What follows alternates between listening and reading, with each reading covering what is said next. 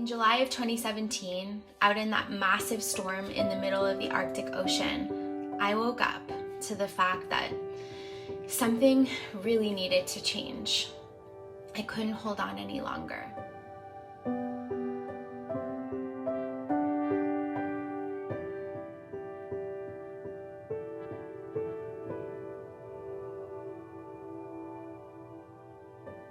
I assume for most people it would be hard to pinpoint the exact moment of their life where it fell apart. For me, it's not hard at all. I know the exact moment, the exact time, and the exact place. I was in Nunavut, caught in a storm in the middle of the Arctic Ocean. And in many ways, that storm was a physical manifestation of my own internal storm, the one that raged inside of me since I was a little child, the one I desperately tried to escape, ignore, resist, and numb. It's only now, 6 years later, that I truly understand that you can never outrun yourself. Being an entrepreneur is tough. It can be isolating and lonely to ride the waves of uncertainty in business. For me, it was also a great place to hide. I used my business to create a protective shell around me, conveniently keeping me too busy to get emotional, too successful to have an addiction, and too proud to ask for help. I imagine if you're hearing me say this and you find yourself in a similar boat, you may feel a strong sense of relief or denial, depending on the stage you're in on your own journey. If it's denial, I can relate. I'm telling my story today in hopes that I can help another entrepreneur find their own version of truth and well-being. The more uncomfortable that sounds, the more likely that you are to need to hear this. I know this from my own experience. I became an entrepreneur at 10 years old. My first business was born out of what I like to call creative necessity. I wanted to make my own money, and I didn't want to rely on the loving but very unstable adults in my home.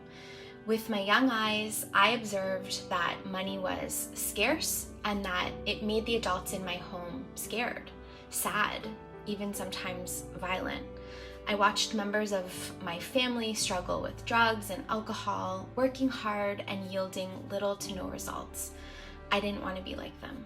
So I started a dog walking business with my best friend and learned early on that I was good at something unique, business. I didn't call myself an entrepreneur back then. It wasn't really a popular path to take, and it certainly was never encouraged in young women. I had no real understanding of what business even was, but I knew that I could talk to anyone, I could sell things I believed in, and I could develop meaningful relationships with my customers and deliver on my promises, and best of all, make money doing something that I considered fun. These were incredibly powerful realizations to have at such a young age, and I wish I could say that by understanding them, it meant that my life was easy or perfect from then on. I wish, but that's not my story. By grade 10, I was a high school dropout, experimenting with drugs, alcohol, living without the regular presence of my family, and dating someone almost double my age. My life had quickly become a mess. The young girl, so creative and talented at business, seemed like a distant memory. Looking back, I see why I wobbled down this path of pain and rebellion. I was overlooked at school, struggling to keep up and dismissed by my teachers. Home life was hard, unpredictable, and often totally chaotic. My creativity, my intuition, my emotional intelligence, my innate business skills were not recognized within the traditional education system. So over a few years, as the bad grades kept rolling in, I started to look for my acknowledgement elsewhere. It was at this time that I realized another special skill that I had acquired: fitting in. I chose to fit in with a crowd that felt broken, just like me. We weren't bad kids, we were hurt and traumatized, and we wanted to express that pain and explore it. I excused my bad behavior as a cry for help. The problem was no one really seemed to hear it. So at 15, I saved myself. I remember the moment like it was yesterday. The morning was hazy after a night of partying, and I went to the washroom and I caught my own eyes in the mirror. I couldn't look away. I stared deeply into myself and knew something that I could see was something familiar to me. There was a spark in my eyes that was gone. It was like I had become disconnected from my soul, the same way many people in my family had become disconnected. I'd been wearing this badge of the victim so proudly that I had forgotten what the truth was, that I was responsible for my own life. It was that day that I made a commitment to myself to be a better version of me, to try, to attempt. The only path I could see was cutting off my broken friends and trying to finish school and removing hard drugs from my life. So this is the path that I pursued. I replaced my friends with different ones. I got into a different high school in a brand new area, and I traded MDMA and hard drugs for something more harmless and socially acceptable: alcohol. In my mind, I had solved all of my problems. At 26 years old, I became the president and CEO of the Economic Club of Canada in a blind pass-off after the founder was elected to federal office with an unexpected win. I thought I understood what I was agreeing to when I took the interim position. Looking back now, I was incredibly naive, but I honestly thought I could figure it out because of my special business skills, my drive to succeed at all costs, and my ability to fit in. It was these skills that had gotten me here, from a high school dropout at 15 to negotiating my way back into school to becoming the first in my family to graduate and go to university. It was also these skills that helped me get an entry-level job at the Economic Club just a few weeks out of university upon my graduation. My work went up so quickly that even my head was spinning. And all the while, I was drinking heavily, mostly on weekends. I didn't think much of it at the time, partly because everyone around me seemed to be doing the same thing, and partly because my role at work made me believe that my drinking was different than the kind of drinking that I watched my family do growing up. They were sick, I thought, but I was successful. By 28 years old, I became the sole shareholder of the Economic Club of Canada. I worked to buy out the founder and diligently dedicated my entire life force into growing the organization. We became known as the most preeminent public policy and business platform in the country. I also started a prominent not-for-profit during these years, which was called the Junior Economic Club of Canada. It was my hope that I could use my resources to help kids that grew up like me, teaching them about business and money and public policy. From the outside, I had it all. Awards, accolades, a husband, 2 beautiful children, a home that I owned, great friends, and a great staff. I had, by society's definition, made it. I thought I was a cycle breaker in my family.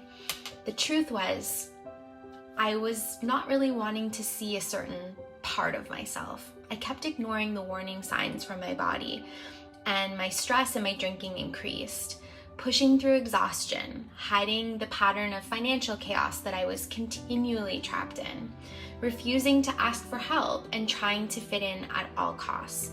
This was how I survived. I drank away my anxiety on the weekends, often resulting in total blackouts, not able to remember anything at all. I became addicted to serving others and trying to do so much good that I ignored my own basic needs most days, like eating properly or taking breaks to rest. I told myself that this was what success felt like. This was being a grown-up. This was being responsible. I desperately tried to hold it all together and accept external validation as my only source of worth.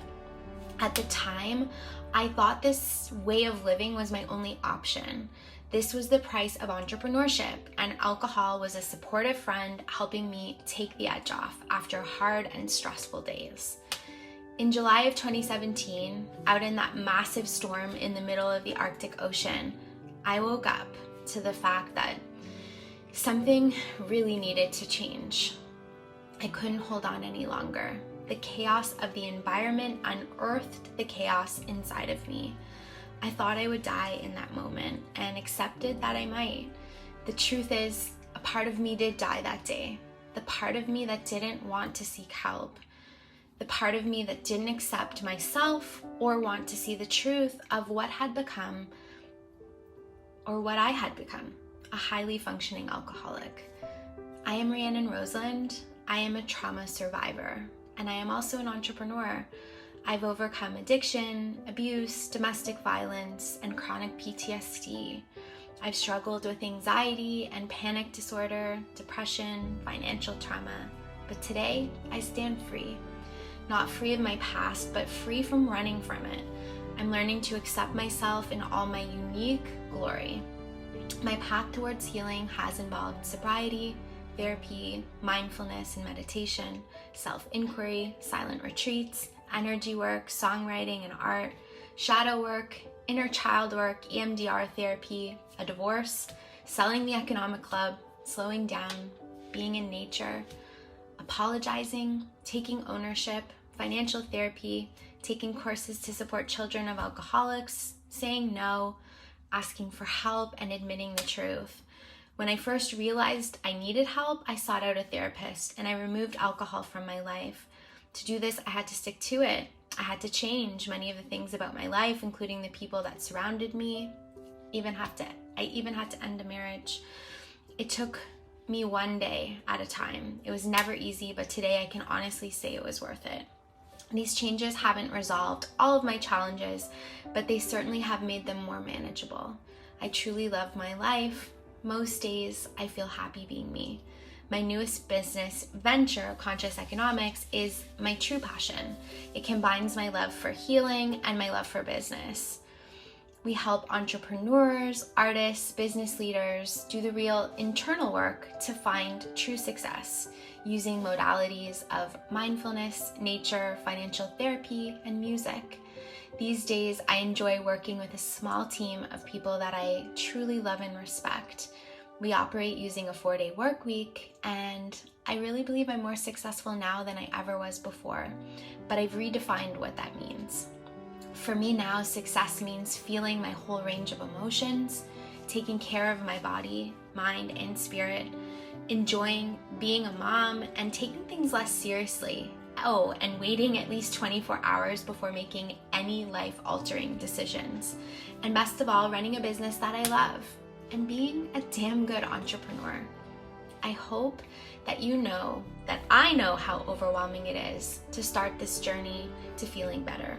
So for me, I have a list of some of my favorite accessible resources that have helped me pursue what resonates with you and leave the rest behind. So I started with Headspace, which is an app you can get on your phone. I also have been practicing EMDR therapy and a self-inquiry practice. I love to do inner child and shadow work. There's a really great brand called To Be Magnetic, which has a great program that I have used, and it's helped me in reprogramming and repatterning some of the limiting and subconscious beliefs that have kept me stuck. Thanks for listening. I hope that you got something out of this.